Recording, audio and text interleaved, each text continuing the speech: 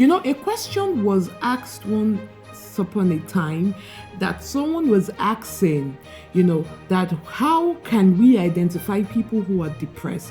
One thing about depression is that you can actually find someone who is laughing, who is smiling, actually depressed. That person can actually be depressed. So that is how dangerous depression can be. And this isn't me saying that, okay, that everyone who is smiling, is depressed. No.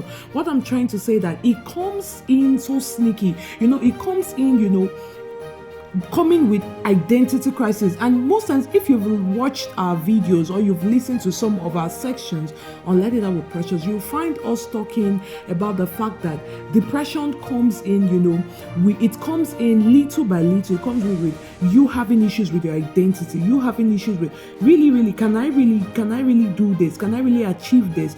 Oh, I failed so much, I don't think I can go on. It comes with you disagreeing with the ability that you have in you. And one thing that keeps one going is when you understand that you have that ability to keep going. Do you understand? So once that denial begins to come in, it means that it's just a little drops begins to form the word depression. It comes little by little. Sometimes what you pay attention to, if you've listened to us on Let It Out with Precious and you've heard some of our sections, you'll find that where I was speaking about no evil, because one thing that people don't pay attention to is that what you are, who you become or whom you become is as a result of what you've paid attention to. Or it comes out from you, meaning that you've heard it, you've received it somewhere. So depression comes from just tiny things that you are paying attention to. Maybe someone is saying, oh, do you know you're actually not beautiful today? And then you ignore it, and the person keeps saying it. Little by little, you are changing. If you are not somebody who speaks against it, you are kind of forming that idea that, okay, I am not beautiful. It's coming little by little, and then you find somebody looking so pretty, and the person is telling you that I don't really think I'm pretty. I don't really think I'm beautiful. That is how depression begins to form in.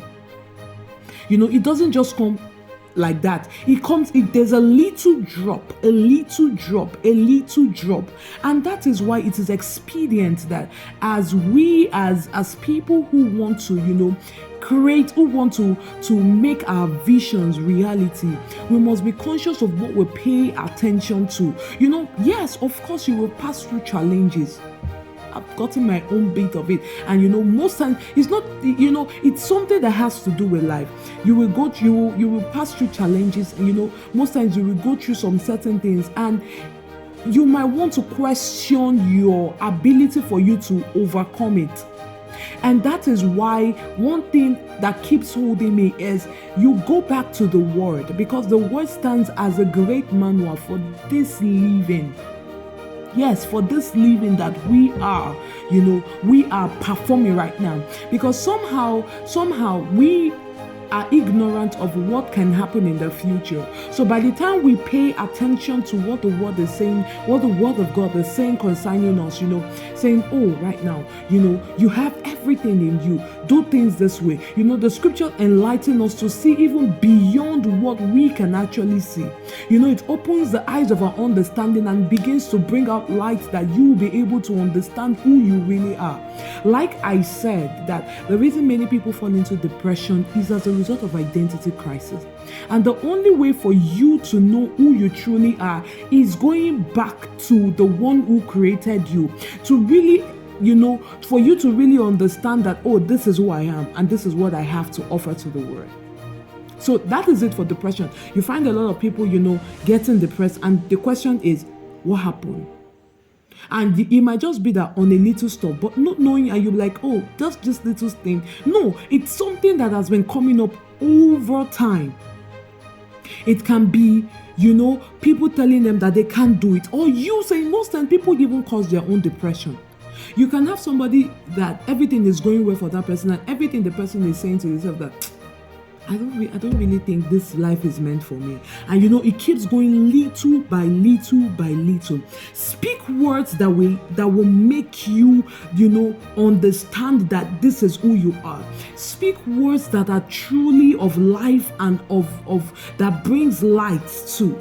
Don't just speak words because of how you feel. Speak words that you are grounded in the word, and you speak it out, that when situation comes up, you say, no, this is who I am. So when you see failure coming, you say, no, I have an excellent spirit, and you say, no, I am going to get past this. So the ability to speak cannot be overemphasized, because you know what speaking does? Speaking redirects your mindset to understand that this is who I am. You know why? Because the mind has no boundary. It listens to things that comes, that walks, or that that roams around. So it's takes anything in. So you must learn to fashion your mind that this is the area I want you to go to. This is the area I want you to sit back and focus on.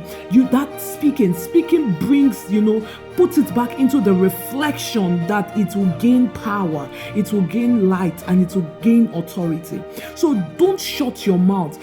Don't shut your mouth. One thing that I have noticed that can easily make people fall into depression is if they begin, or when they begin, to keep their mouth shut. When things comes up, how do you just say, oh, why life? And then you're thinking, no. Most times just say, you know what? I'm going to get this done. You begin to speak out the things you want to do by praying. You begin to the ability of praying cannot be overemphasized too. Speak out the things you want to do by praying. Begin to plan out what you want to do. Speak the word concerning your life. Re-strategize. Oh, am I doing this thing correctly? Oh, are there things I'm supposed to do? Get people who have done it before, who have succeeded. Oh, what advice can you give me? Work on it, and you can get it. You know what a friend usually said? My friend usually says something. She says that if other people have done it before in the past, it means that there can be same repetition. We can do it again, and even far greater than those who have done it in the past. So I want you to never, ever shut your mouth.